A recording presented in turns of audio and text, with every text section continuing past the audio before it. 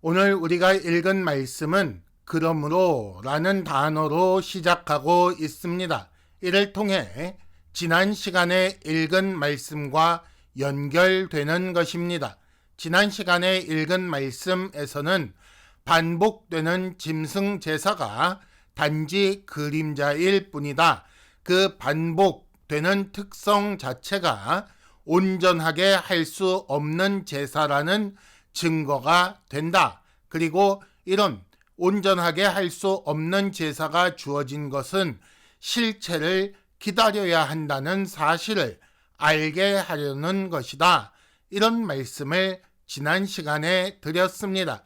이런 내용에 연결하여 오늘 말씀에서는 히브리서 기자가 어디에 근거해서 이런 말을 하는지 그 근거가 되는 구약 성경 시편을 인용하여 설명하는 것으로 시작하며 거기에 이어서 실체가 되는 예수 그리스도의 단번에 드린 영원한 제사의 효력을 정리하는 것으로 말씀이 이어집니다. 그리고 이런 말씀을 통해 오늘 대제사장 예수라는 주제가 마무리되는 것입니다.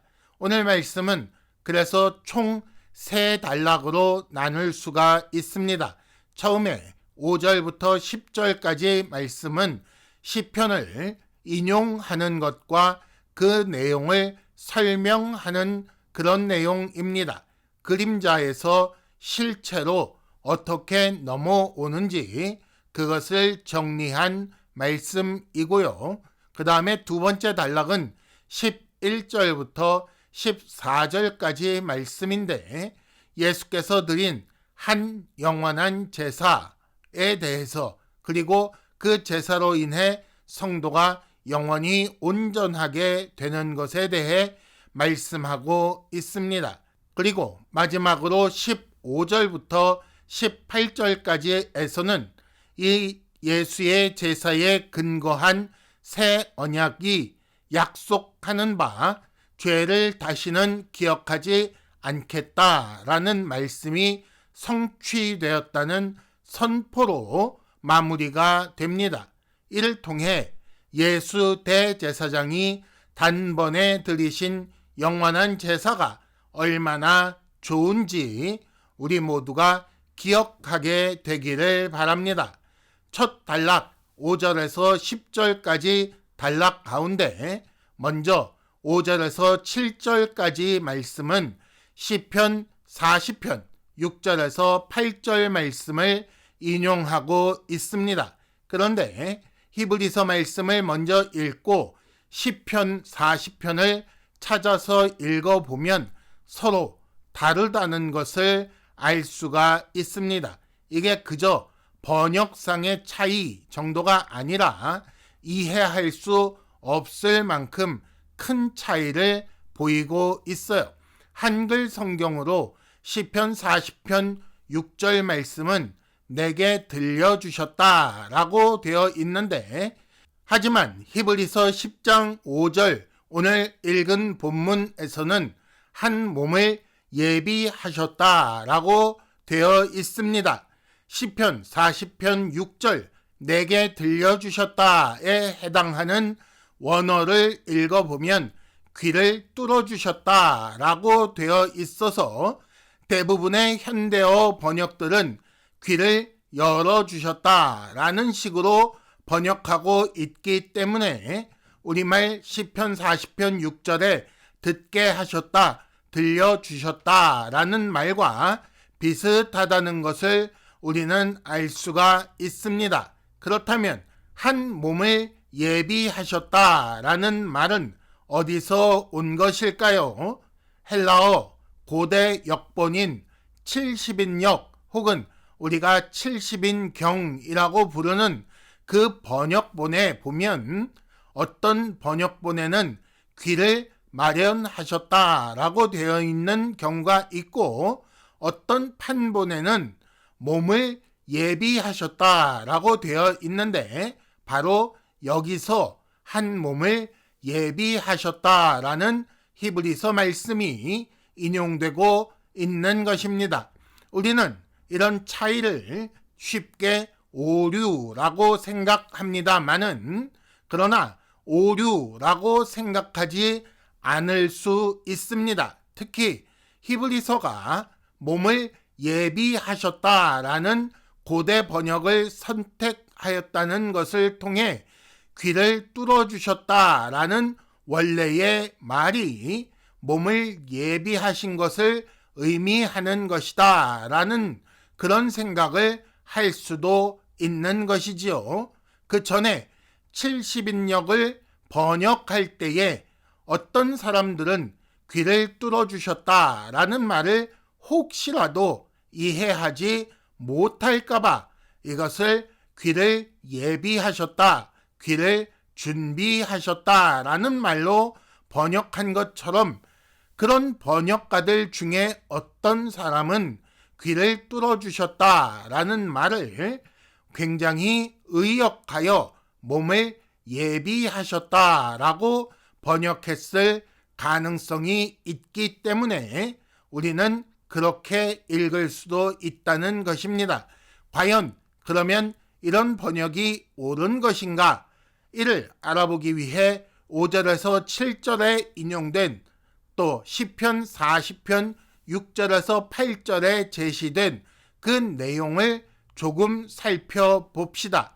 처음에 하나님께서 제사를 원치 아니하신다라는 말이 나오고, 그 다음에 귀를 열어주셨다, 듣게 하셨다, 혹은 몸을 예비하셨다, 이런 말이 나오고, 그 다음에 다시 제사를 원하지 아니하신다, 기뻐하지 아니하신다라는 말이 나오고, 그리고 마지막에 하나님의 뜻을 행하는 것에 대한 말씀이 나옵니다.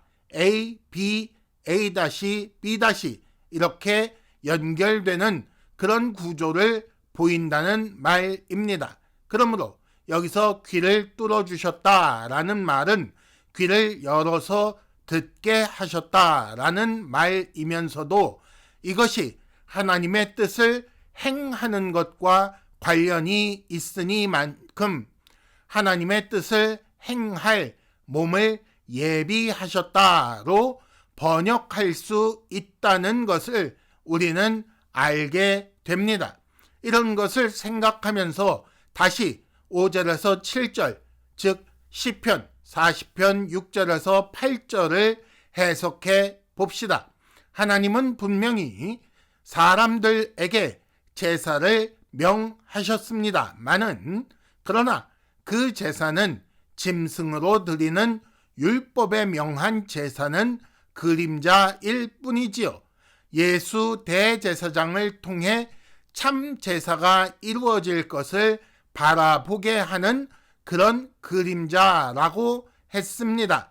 참된 제사는 그런데 예수의 순종에 의해 이루어지는 것입니다. 왜냐하면 예수께서 대제사장이기도 하면서 동시에 제물도 되시기 때문입니다. 그래서 하나님께서는 아들 예수께 이런 짐승 제사가 아니라 너의 순종을 통해 이루어지는 참된 제사를 원한다라는 것을 듣게, 즉 알게 하셨고, 이렇게 들은 뜻을 이룰 수 있는 몸을 가진 삶을 준비하셨고, 예수께서는 하나님의 뜻이, 이런 뜻이 계시된 두루마리 책에 기록된 것과 같이 하나님의 뜻을 행하러 오신 것이다, 이렇게 읽을 수가 있는 것입니다.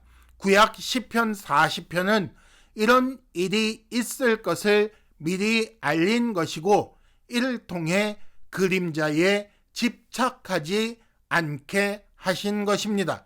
그리고 예수께서는 이렇게 구약 성경을 통해 알려진 것처럼 하나님께 들은 대로, 하나님의 뜻을 알게 된 대로 순종하여 하나님의 원하시는 바를 행하신 것이고, 그 후에 히브리서 기자는 이런 내용을 잘 파악하여 의역한 70인역을 그 번역을 선택하여 인용하여 예수께서 하신 일을 설명하고 있는 것입니다. 혹 이전에는 그렇게 읽지 못했을지라도 옛날에 번역했던 그 번역가가 이해한 것처럼 시편 40편은 이런 뜻이다 라고 히브리서 기자가 알려주고 있다는 말입니다. 그러면 5절에서 7절까지 말씀을 설명하고 있는 8절에서 10절 말씀을 통해 이런 우리의 해석이 옳은 것인지 확인해 보겠습니다. 8절 마지막에 괄호 안에 있는 말 먼저 읽으면 율법을 따라 드리는 것이지만 그러나 제사도 예물도 번제도 속죄제도 하나님은 원하지도 아니하시고 기뻐하지도 아니하신다. 왜냐하면 짐승제사는 그림자이기 때문이다. 하나님은 우리가 실체를 진짜 참된 제사를 누려 그것으로 온전하게 되기를 원하셨고 그래서 9절 예수께서는 하나님의 뜻에 따라 첫째 것 그림자를 폐하시고 둘째 것 실체를 세우러 오신 것이다. 그 실체를 어떻게 세우는가? 10절 하나님의 뜻을 따라 순종하여 그 몸을 단번에 들이심으로 이를 통해 우리가 거룩함을 얻게끔 하는 그런 방식으로 이루셨다. 실체를 세우셨다라는 말입니다. 조금 다르게 표현해 보자면 하나님께서 원하시는 참 제사는 예수 그리스도의 자기 몸을 단번에 드리는 순종의 제사를 원하시는 것이고 하나님은 이렇게 듣는 귀, 즉 순종하는 삶을 원하신다는 사실을 알게 된 예수께서는 그 두루마리 책에 율법책에 기록된 것처럼 하나님의 뜻을 행하러 오셔서 몸을 단번에 드림으로 짐승제사가 더 이상 필요하지 않게 되었다. 그 그림자는 이제 용도가 없게 되었다. 그 결과 하나님의 뜻처럼 거룩하신 하나님께 속한 거룩한 백성이 이루어진 것이다. 그것이 그 거룩한 백성이 바로 우리다 라고 정리할 수가 있겠습니다. 이 그림자 제사는 11절 표현대로 하면 제사장마다 매일 자주 같은 제사를 드리는 그 제사는 그렇게 매일 자주 같은 제사를 드림에도 불구하고 죄를 없게 하지 못하는 것이지만 그러나 예수께서 드리신 제사, 하나님께서 원하셨던 참 제사, 예수께서 죽기까지 순종하여 드리는 그 제사는 그 제사를 드린 후에 예수께서 하나님 우편에 앉아 마지막 심판날까지 13절 말씀대로라면 원수를 발등상이 되게 하실 때까지 기다리시는 그런 일밖에는 남지 않은 그런 제사라는 말입니다. 무슨 말이냐 하면 11절과 대조되는 부분을 보면 알 수가 있는데 11절 반복되는 것과 반대로 예수의 제사는 반복되지 않는다라는 말이고 그래서 14절 성도는 영원히 온전하게 된 것이다 라고 마무리가 되고 있는 것입니다. 구약에서 드린 짐승 제사는 1절 말씀대로라면 온전하게 할 수 없는 것이요 단지 예수께서 오실 때까지 그 오실 것을 바라게 기다리게 하는 것이요 그러므로 사실은 온전하게 할 필요도 없었던 제사라고 할 수 있습니다.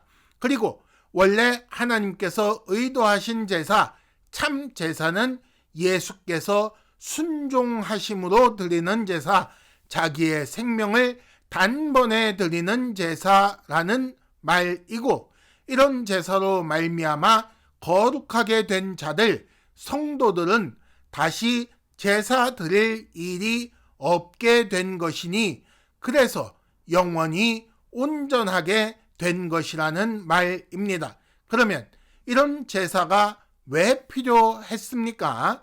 새 언약을 위해 필요한 것입니다. 하나님을 향해 범죄함으로 언약이 파기되었고, 언약 규정에 따라 반드시 죽어야 했지만 그런 사람을 하나님께서는 너무도 사랑하시고 아끼셔서 다시 언약을 맺기를 원하셨고, 이를 위해 기존 언약을 파기한 데 따른 죽음을 예수께서 대신 당하도록 새 언약의 제물로 예수를 보내신 것입니다. 그리고 예수께서 그 하나님의 뜻에 순종하는 그 순종의 제사를 통해 우리는 정결하게 된 것이고 거룩하게 된 것이며 하나님과 새 언약을 맺을 수 있게 된 것입니다. 그런데 새 언약의 특징이 뭐라고요? 15절, 성령이 우리에게 증언하신 바에 의하면, 하나님께서 알려주신 그 성경 말씀에 의하면 16절, 하나님의 법이 마음에 그리고 생각에 기록될 뿐 아니라 17절, 그 죄와 불법을 하나님께서 다시는 기억하지 아니하시는 이런 특징을 가지고 있다고 다시 한번 상기시키고 있습니다. 이 특징의 핵심은 죄로 인해 다시 언약이 파기되는 일이 없다는 것입니다. 그러므로 다시 속죄할 일도 없고, 그러므로 또 새 언약을 바라볼 필요도 없는 것이지요. 어떻게 그런 일이 가능한가? 예수께서 드리신 참 제사는 12절, 한 영원한 제사, 단번 드렸지만 그 효력은 영원한 제사이기 때문입니다. 예수께서 자신을 드리신 제사는 단 한 번 있었던 일이지만 그 효력은 영원하기 때문에 반복하지 않는 특징이 있습니다. 효력이 영원하다는 말은 무슨 뜻입니까? 시간에 제약이 없다는 말이지요. 처음부터 끝까지, 아니 그 전부터 그 이후까지 이 제사 한 번으로 효력이 미친다라는 말입니다. 즉 동서고금의 모든 사람의 모든 죄를 단 한 번의 제사로 씻을 수 있다는 말입니다. 구약의 짐승 제사가 단지 몇 명을 단지 얼마 동안 정결하게 할 수 있었던 것에 비교하면 이것이 얼마나 놀라운 제사인가 알 수가 있고, 이를 통해 이것이 참 제사인 것을 알 수가 있는 것입니다. 이런 제사로 죄값을 치렀으니 18절, 다시 죄를 위해 제사 드릴 것이 없다라고 결론을 내고 있는 것입니다. 우리는 이미 구원받았고 이미 하나님의 백성이며 이미 거룩하게 된 성도임에도 불구하고 여전히 하나님 앞에 죄를 짓고 있습니다마는, 하나님은 원죄뿐 아니라 우리가 구원 전에 지은 자범죄에 더하여 구원 이후에 지은 모든 죄까지 예수의 제사를 통해 모두 용서하신 것입니다. 그렇기 때문에 다시는 이 언약이 파기되는 일이 없고, 다시 속죄하실 필요가 없고, 다시 새 언약을 기다릴 필요가 없어서 예수께서는 다시 이 땅에 오셔서 죽으실 필요가 없고, 그래서 하늘에서 모든 원수들이 발등상이 될 때까지 기다리신다라고 한 것이며, 그래서 우리의 죄를 기억하지 아니하신다라고 한 것입니다. 예수 대제사장의 단번에 드린 영원한 제사가 얼마나 좋은 것인지 아시겠습니까? 그렇다면 질문하겠습니다. 우리는 지금 죄를 범하지 않습니까? 아니요. 여전히 늘 죄를 짓고 있습니다. 그러나 그 죄 때문에 새 언약이 파기되지 않습니다. 그 모든 죄에서 이미 용서받았습니다.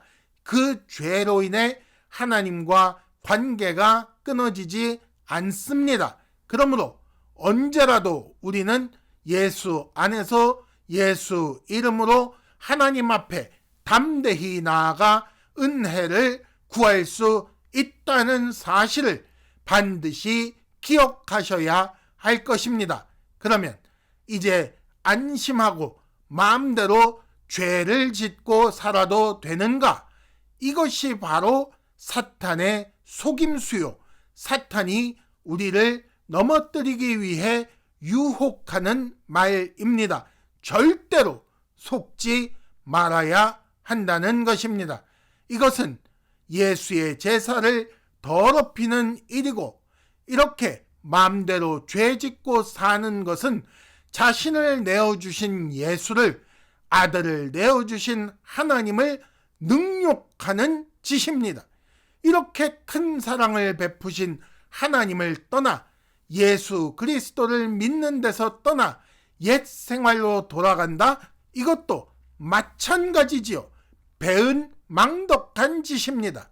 그러니 생명을 빚진 자로서 하나님의 뜻을 따라 예수 뒤를 따라 살기를 기뻐하며 힘쓰는 것이 우리의 당연한 삶의 자세입니다.